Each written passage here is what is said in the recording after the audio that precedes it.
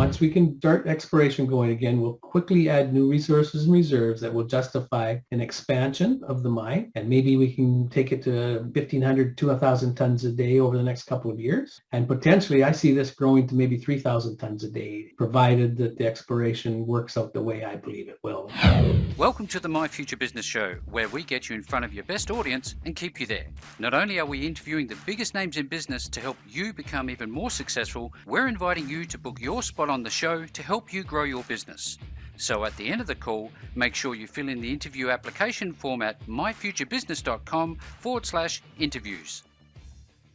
Hello and welcome back to the show. My name is Rick Nusky. I hope you're doing very well today and thank you very much for joining us. Now, if this is your first time on the show, I know that you're in for a treat. And for those of you who have supported the show for any length of time, thank you very much for your support. I've been reading your feedback and it's making all of the difference to me knowing that the show is making a difference for you. Now, speaking about making a difference, today I have the pleasure of welcoming CEO and President of Altaley Mining Corporation, Mr. Ralph Shearing.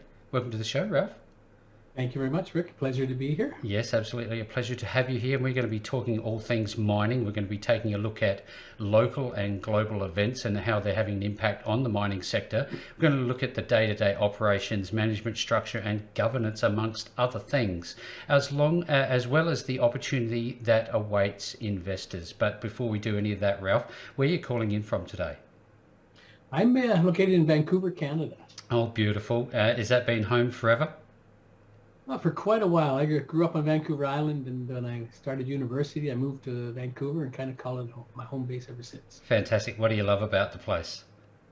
Well, Vancouver's a great city. I mean, you live in a big city, but you don't feel like you're in a city at all. I've got the forest behind me and both sides and trails anywhere I can walk to in a couple minutes time. So now tell me, Ralph, do you take advantage of all this beauty that surrounds you? Do you go walking often? Yeah, I try to as much as I can, although it's been pretty busy the last couple of years, so I haven't been able to enjoy it as much as I'd like to. Yeah, well, look, it's been both hectic and busy for a multitude of different reasons, and I'd love to, I guess, talk about that in some length. But what is a landmark? Just so for people who don't know where you live, what's a landmark around that they might be familiar with?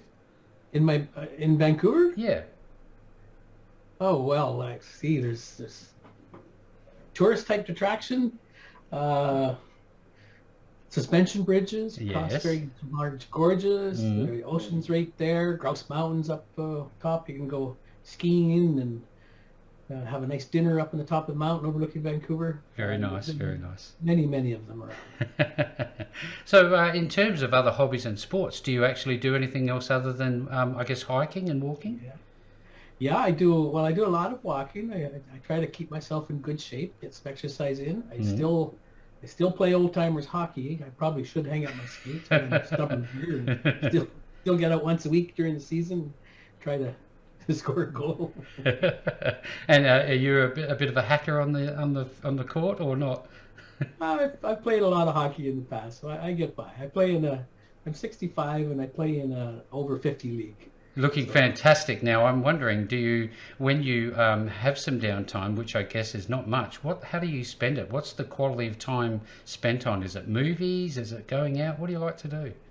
No, I like outdoors. I like to go fishing. As I said, hiking. My wife and I tend to try to get away on a little vacation in the summer together, and we'll do a number of things. Go up to Okanagan on a wine tour, or head across to Vancouver Island and northern inland island, nice beautiful areas up there. Fantastic. Yeah, there's lots to do. There's no shortage of things to do around Vancouver and the province of British Columbia. And as soon as you said wine, my ears pricked up. I live in McLaren Vale in Australia, South Australia, and one of the nicer wine regions. So I'm wondering, do you have a particular red that you enjoy over another? Well, there's lots of good ones. I mean, I do really like the Australian wines. My wife prefers those. Although there's one that here in BC that we've kind of grown accustomed to. Momi, I think it's called. Beautiful Pinot Noir. Nice stuff. It's really nice when you can match a wine with a nice piece of meat or whatever it is that you choose to eat, isn't it? Yeah, we eat a lot of fish, but we're red wine drinkers, so not traditional white with fish. We like red wine. Thank you for sharing. Now, I wonder if we can just pivot back momentarily. When you were growing up, I'm wondering if you had people around you as you were, a younger man, going from, a young boy to a young man that helped in you in those formative years to, plant the seed of entrepreneurialism and business and those sorts of things. Yeah, I would have to say yes. I mean, I come from a family of 5 brothers. We were all working in the logging industry when we were very young. We were very cheap labor for our father. He was what we term a jippo logger. So he had us all out working at a very young age. We used to cut fence posts for farmers and firewood to sell that. We had a very active upbringing as we're kids. So really got instilled in us the necessity to succeed and then try to do good things in your life. Now, you don't get to be where you are without hard work and discipline. Tell us a little bit about, how your professional life has evolved and how important discipline was as part of that.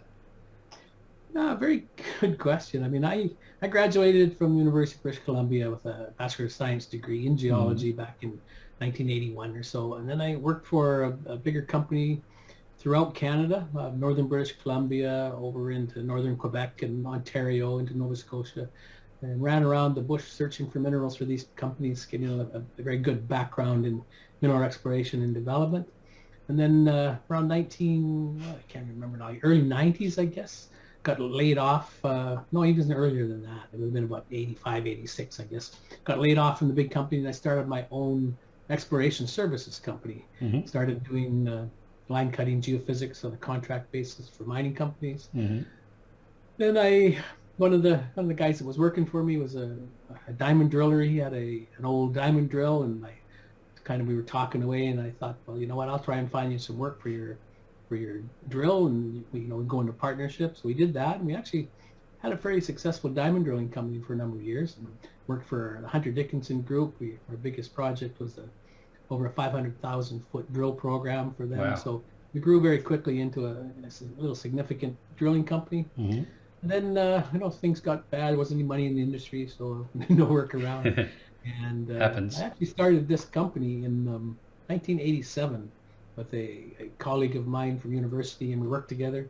We saw little junior companies doing all these things, and we said, it must be easy. Well, let's form a company and get going on it. And we listed this company in 1987, 2 months before a major market crash called Black Friday. So we learned very quick that things aren't quite as easy as you'd like them to be. That's a great story. It takes a certain type of person, having years of experience in surface exploration, drilling myself, and stope mining and all these things. It takes a certain person. Tell me what that experience has meant to you and how it's formed your lifestyle. Well, I'm a bit of a stubborn bugger. That's what they say. And I never wanted to give up on the company. When I start something, I want to finish it. Mm. And that kind of attitude got me exploring down in Mexico in the late 90s. And I got involved in a project as a minor interest holder. The partners weren't very good, and that one failed. And then I was traveling around, and I found this Tabahueto project, this one in the back behind. Yes. And that was, I went on it, looked at it as an exploration geologist, said, I got to have this. Got a piece of have that. This project in the company. It's just a big district scale project. The veins were thick and wide and long, and it just, I knew I wanted it. And so we acquired it for the company. Mm-hmm. And out of the, like 23 years we've had this project, you can only push it forward when you have access to capital. And out of those 23 some odd years, I'll bet you I only had access to capital 7 or 8 of them. So the rest of the time you're sitting around trying to figure out how to keep it alive. Mm. So that's really how we got Tabahueto up and to the point it is now. And in the meantime, after we did some refinancing in 2015 and the Mexican group came in and helped us out, we acquired the Campo Morado mine right after that. Fantastic. So just been pushing Tabahueto forward to production, and any day we're getting ready to start. So it's been a very satisfying experience. Very exciting, very timely for you to join us on the show, and I'm very thankful for you to be here. Now, I'm wondering, in terms of the earlier days and your exposure to risk, based on capital investment and all these other things. There'd be a lot of people on the show today who are, I guess, green behind the ears when it comes to making huge investments and exposing themselves to such risk. What can you tell us about risk and risk management and that sort of thing? Well, the mining side of things, mineral exploration, mining is a risky business. Everyone needs to understand that. Yeah. So you've got to, if you're investing in the sector, your timing's got to be right. And, right now, I think the timing is perfect, the way the world conditions are. So that's part of it. And the other part is be very careful of the project and of management. Make sure that the project's got merit, it's got some meat behind it. And most important is the management team. And make sure that they're people who can move it forward, know how to move it forward and get it forward and raise money. And there's just so many aspects of mineral exploration development in the public sector that you need to be aware of, and they're very risky at times as well. Yeah. So, that's what advice I'd give people. Be careful, watch what you invest in, make sure the technical aspects of the project are good. And a lot of people may not know that, but if you follow a company and ask around and look into what brokerage companies follow them, etc., and be inquisitive, ask a lot of questions. Yeah, well, for lack of better ways to put it, understand the lay of the land. Now, there's also a positive upside to risk. Now, I know that recently your performance has been just astounding, and you've got a fairly low share value at the moment. And what do you see happening with that? And tell us what's been happening. So our share price is very low for what we've got going on, and it's a number of different reasons.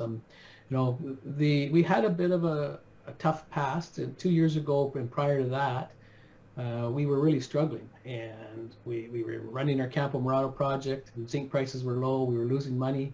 We couldn't keep it operating, and we were using some of the money, the positive cash flow from Campo Morado, to help fund our construction at Tahuehueto. So we got offside with a lot of our covenants and our loan agreements, and that was a particularly tough time.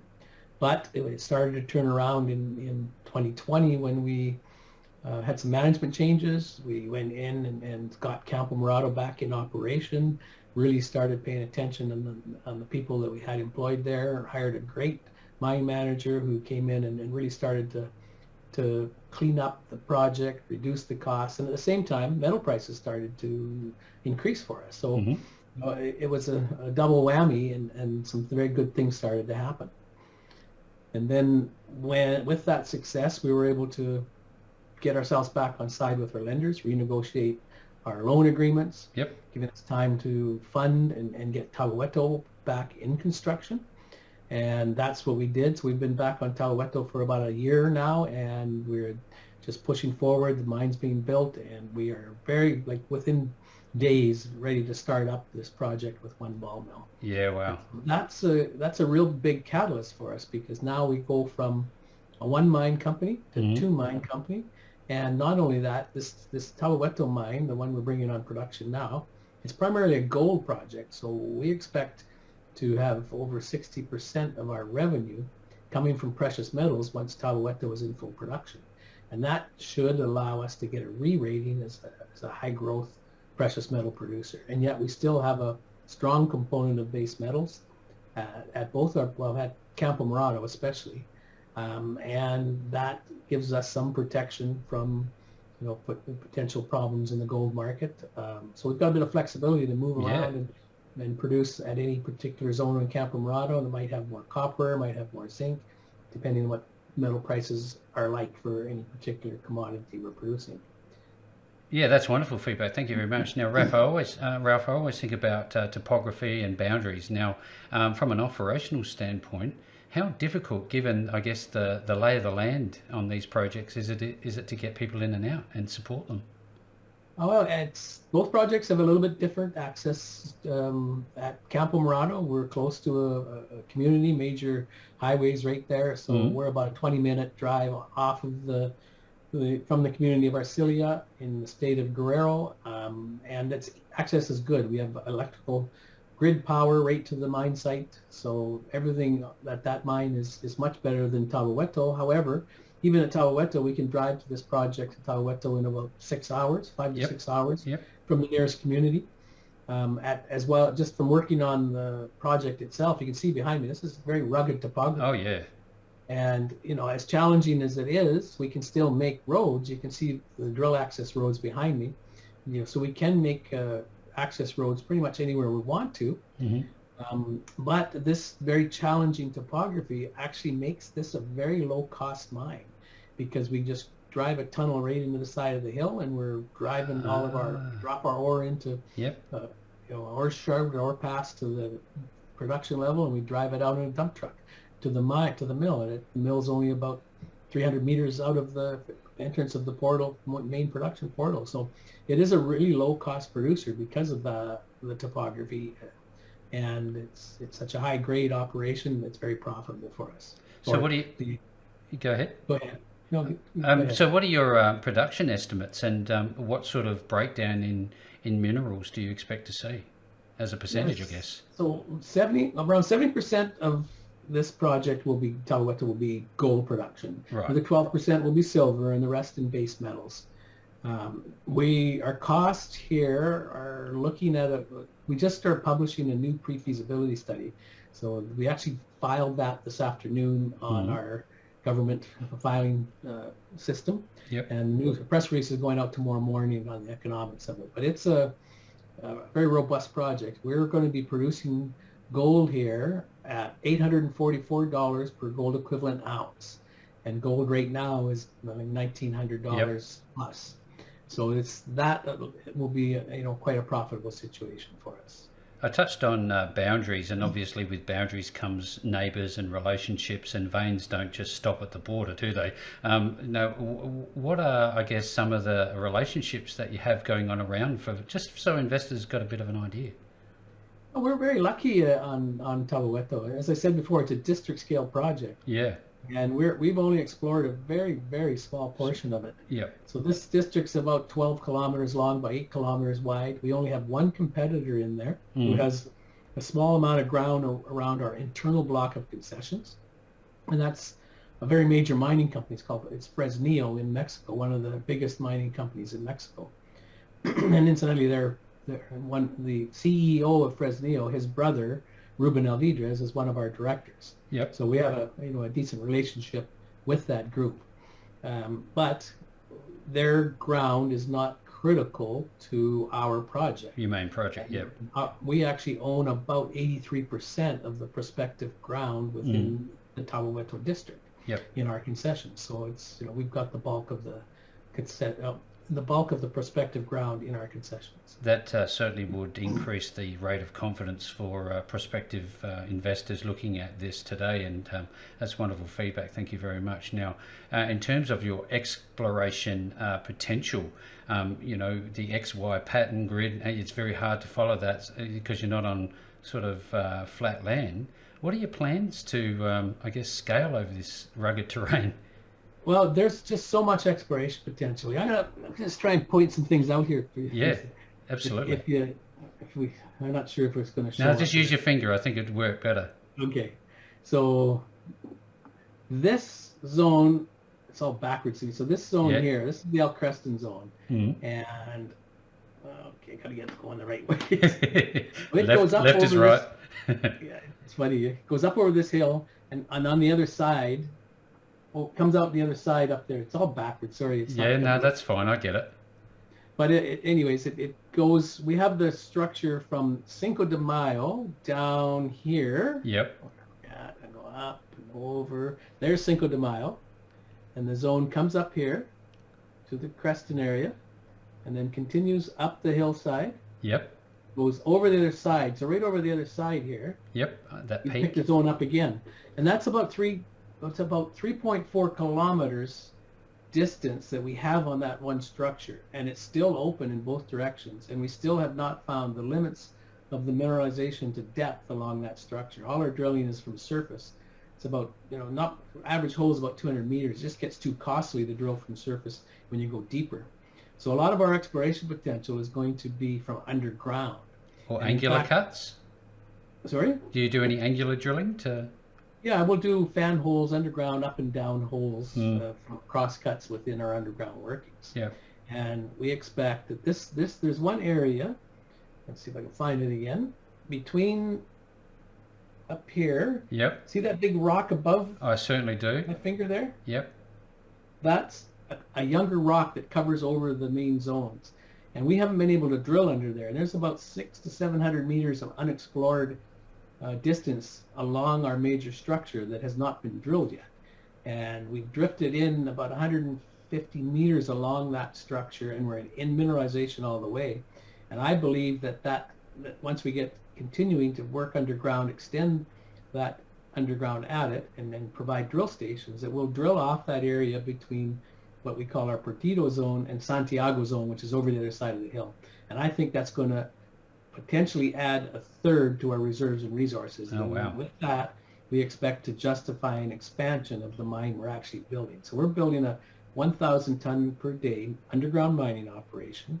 We're going to produce about 26,000 ounces of gold annually. Yep. On a gold equivalent basis, it'll be more like 45,000 ounces if you add all the metals and equate them to gold. Mm-hmm. So we think that once we can start exploration going again, we'll quickly add new resources and reserves that will justify an expansion of the mine, and maybe we can take it to 1,500 to 1,000 tons a day over the next couple of years. And potentially, I see this growing to maybe 3,000 tons a day in less than a 5-year term, provided that the exploration works out the way I believe it will. And I have a strong amount of knowledge about this project. I've been on it for a long time. A long time. I'm confident in what I'm stating here. Yeah, fantastic. You can't buy experience, and that's certainly one thing that goes in your favour. Now, in terms of the byproduct minerals that might be extracted as a result of the gold extraction, are there any big potentials for, those lesser minerals, for lack of better ways to term it?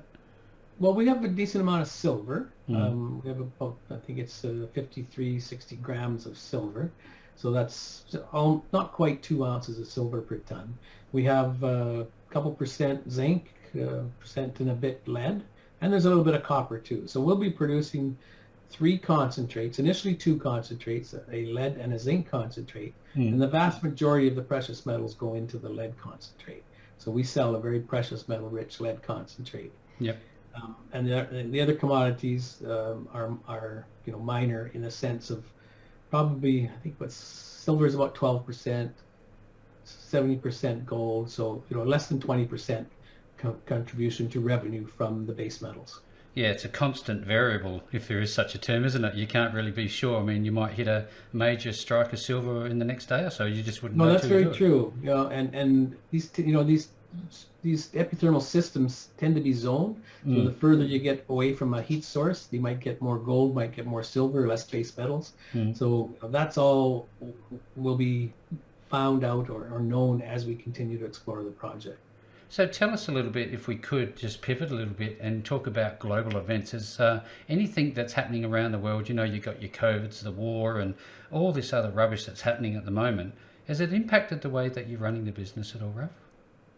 Well, I'm not sure that it's impacted the way we run it, other than it's making it a lot more lucrative for us. I mean, the metal prices are fantastic. I mean, gold, I see a very, very good future in the near term for gold. I believe we're at the cusp of a very major increase in gold prices and precious metal prices. Yep. Commodity prices are fantastic right now. This has been some of the higher commodity prices for base metals we've seen in a long, long time, with zinc's at over $2 a pound. Traditionally, it's like $1.10, $1.20.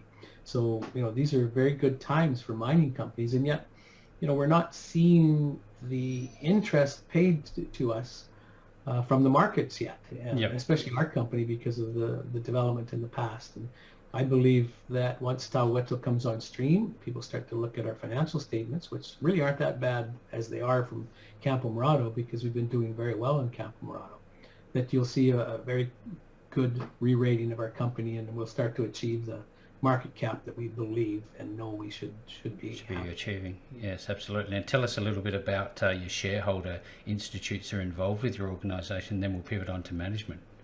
Yeah, we've got a fair number of institutions. Sprott Asset Management from the U.S. is a shareholder. We have Trafigura. Trafigura is our commodity off-taker, and they've got a decent share position in our company. We have several funds out of New York, small precious metal private funds. Yep. What else? A couple in Europe for small funds. So, we've got I think we're about a 27% holding institutional holding in our company.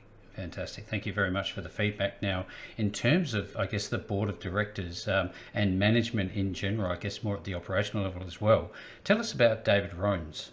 What's his involvement in the organization? Yeah, David joined us along with several other directors when we were really trying to strengthen up the board of directors. And David is our chairman.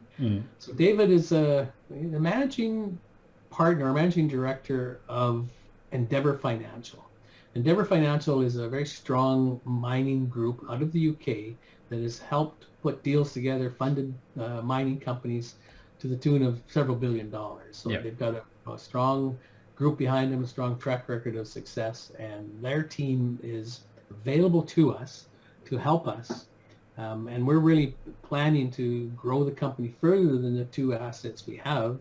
Once we get a little healthier later this year, we should be able to go out and start to look for new projects. We're already looking, but I think that'll be Q3, Q4 before we would be able to be in a position to start making some offers. And our idea is to add a few more good mining projects to the company and grow this company, not just from, as you say, a lot of people say organic growth on our projects. We have that ability on both our projects to increase the size of them through exploration. Both of the projects have excellent exploration potential. So we believe we've got very good, strong organic growth possibilities. Then the other way you grow junior public companies is you add new projects to them. And that's really what our goals are, to grow both ways. Absolutely. And you'd obviously have a lot of contractor relationships for doing any of the work at all? Yeah, in Mexico, everybody needs to understand Mexico is a very strong mining country. They've been world's top silver producer. They have lots of trained miners, lots of equipment suppliers. They're just an excellent country to be mining in. Yeah. And there's lots of potential there. So in terms of the stock tickers, tell us a little bit about the different places people can, find them, and what should they be looking for when they look into this sort of thing? I'm not quite sure I understood your question. Like your stock tickers, I believe you're on TSX. Oh yeah, okay. So yeah, we trade on the TSX Venture Exchange. We're actually going to be applying to the TSX board, the bigger board. As soon as we start production at Tahueto, probably Q3, Q4, we'll graduate up to the TSX.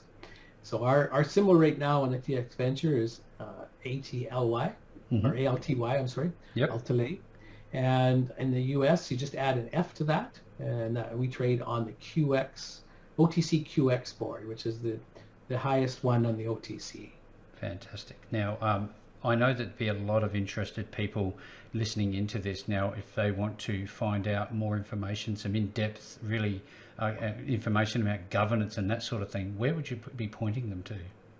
To our website. We have a very, very informative website. We try to put as much information on there as possible. So just altaleymining.com. That's easy, isn't it? I love it when it's easy to find out what you need. So look, with all that being said, if you're on today's call and you're interested in Altaley Mining Corporation and finding out more information, which this is about due diligence, duty of care, doing what you need to do to find out, to make an informed decision about anything you do, visit altaleymining.com. Check out the board of directors, the management team, and all the other wonderful information that you're likely to find on the website. With all that being said, Ralph, what a wonderful call. Thank you so very much for joining me on the show today. It's been my pleasure. I hope I've been able to convey the opportunity that Altaley presents. Thanks for joining us today. If you enjoyed the call, then make sure to subscribe, leave a comment, share us with your friends, and book your spot on the show at myfuturebusiness.com/interviews. And if you're looking for solutions that will help grow your business, then visit myfuturebusiness.com/shop.